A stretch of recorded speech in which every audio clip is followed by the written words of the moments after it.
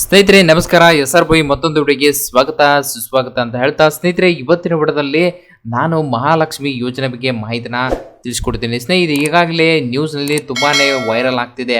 So ಮಹಿಳೆಯರ ಖಾತೆಗೆ 8,300 ರೂಪಾಯಿ ಅಕೌಂಟ್ಗೆ ಕ್ರೆಡಿಟ್ ಆಗುತ್ತೆ ಅಂತ ಹೇಳ್ತಿದ್ದಾರೆ.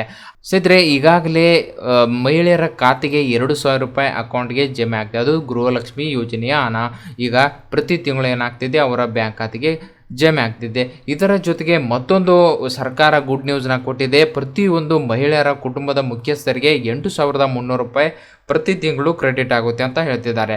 ಸೊ ಯಾವುದು ಇದು ಯೋಜನೆ ಅಂದರೆ ಮಹಾಲಕ್ಷ್ಮಿ ಯೋಜನೆ.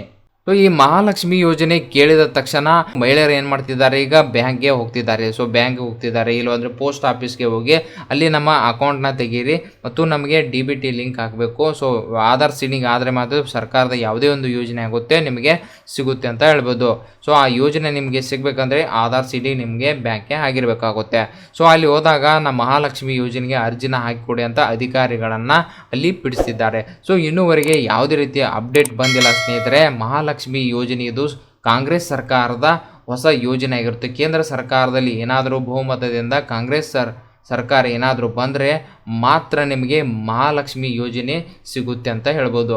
ಸೊ ಅದರ ಬಗ್ಗೆ ಇನ್ನೂ ಕೂಡ ಸರ್ಕಾರ ಯಾವುದೇ ರೀತಿ ಅಫಿಷಿಯಲ್ ವೆಬ್ಸೈಟಲ್ಲಿ ಆಗಿರ್ಬೋದು ಯಾವುದೇ ರೀತಿ ನ್ಯೂಸ್ ಕೂಡ ಬಂದಿಲ್ಲ. ಮಹಾಲಕ್ಷ್ಮಿ ಯೋಜನೆಯ ಮಾಹಿತಿ ಮಾತ್ರ ಹೇಳಿದ್ದಾರೆ ನ್ಯೂಸ್ನಲ್ಲೇ ಆಗಿರ್ಬೋದು. ಮತ್ತು ಲೋಕಸಭಾ ಇಲೆಕ್ಷನ್ ಟೈಮಲ್ಲಿ ಸೊ ಕಾಂಗ್ರೆಸ್ ಸರ್ಕಾರದವರು ಈ ಯೋಜನೆನ ತರ್ತೀವಿ, ಪ್ರತಿಯೊಂದು ಮಹಿಳೆಯರಿಗೆ ವರ್ಷಕ್ಕೆ 1 ಲಕ್ಷ ರೂಪಾಯಿ ಕೊಡ್ತೀನಿ ಅಂತ ಹೇಳಿದ್ರೆ ಅಂದರೆ ತಿಂಗಳಿಗೆ ಎಷ್ಟಾಗುತ್ತೆ 8,300 ರೂಪಾಯಿ ಆಗುತ್ತೆ ಅಂತ ಅವರೇ ಹೇಳಿದ್ದಾರೆ.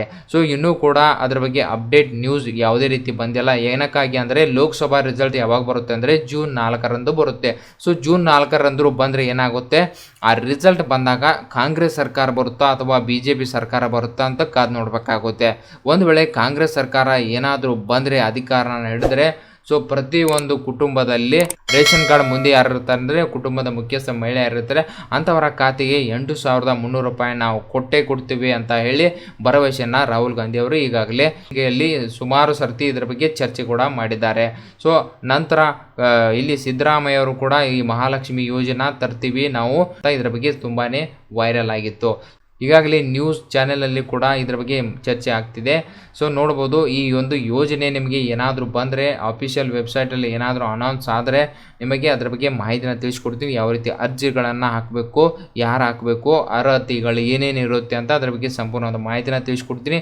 ಸ್ನೇಹಿತರೆ ಗೊಂದಲ ಬೇಡ. ಮಹಿಳೆಯರು ಯಾವುದೇ ರೀತಿ ಪೋಸ್ಟ್ ಆಫೀಸ್ ಆಗಲಿ ಬ್ಯಾಂಕಲ್ಲಿ ಮತ್ತು ಯಾವುದೇ ಒಂದು ಇಲಾಖೆಗೆ ಹೋಗಿ ಅಲ್ಲಿ ಮಹಾಲಕ್ಷ್ಮಿಗೆ ಅರ್ಜಿನ ಹಾಕಿ ಕೊಡಿ ಅಂತ ಅಲ್ಲಿ ಅಡಬೇಡಿ. ಯಾವುದೇ ರೀತಿ ಇನ್ನೂ ಕೂಡ ಈ ಒಂದು ಯೋಜನೆಯ ಮಾಹಿತಿ ಬಂದಿಲ್ಲ. ಅರ್ಜಿನ ಸಲ್ಲಿಸೋದಾಗಲಿ ಮತ್ತೊಂದು ಮಗದೊಂದು ಏನಾದರೂ ಇದರ ಬಗ್ಗೆ ಮಾಹಿತಿ ಇದ್ದರೆ ನಾವು ನಿಮಗೆ ನಮ್ಮ ಈ ಒಂದು ಚಾನೆಲಲ್ಲಿ ಅಂದರೆ ನಮ್ಮ ಯೂಟ್ಯೂಬ್ ಚಾನಲಲ್ಲಿ ತಿಳಿಸ್ತೀವಿ. ಅರ್ಜಿಗೆ ಯಾವ ರೀತಿ ಸಲ್ಲಿಸಬೇಕು, ಹೀಗೆ ಸಲ್ಲಿಸಬೇಕು ಅದರ ಬಗ್ಗೆ ಸಂಪೂರ್ಣವಾದ ಮಾಹಿತಿನ ಕೊಡ್ತೀವಿ. ಸೊ ಈ ಒಂದು ಮಾಹಿತಿನ ತಿಳ್ಕೊಂಡು ನೀವು ಅರ್ಜಿನ ಸಲ್ಲಿಸ್ಬೋದು. ಓಕೆ ಸ್ನೇಹಿತರೆ, ಈ ಒಂದು ವಿಡಿಯೋ ನಿಮಗೆ ಇಷ್ಟವಾಗಿದ್ದರೆ ಲೈಕ್ ಮಾಡಿ, ಸಬ್ಸ್ಕ್ರೈಬ್ ಮಾಡಿ, ತಪ್ಪದೆ ತಮ್ಮ ಬಂಧು ಮಿತ್ರರಿಗೆ ಶೇರ್ ಮಾಡಿ ಅಂತ ಹೇಳ್ತಾ ಅಲ್ಲಿವರೆಗೆ ಮತ್ತೊಂದು ವಿಡಿಯೋ ಜೊತೆ ಬರ್ತೀನಿ. ಜೈ ಹಿಂದ್, ಜೈ ಕರ್ನಾಟಕ.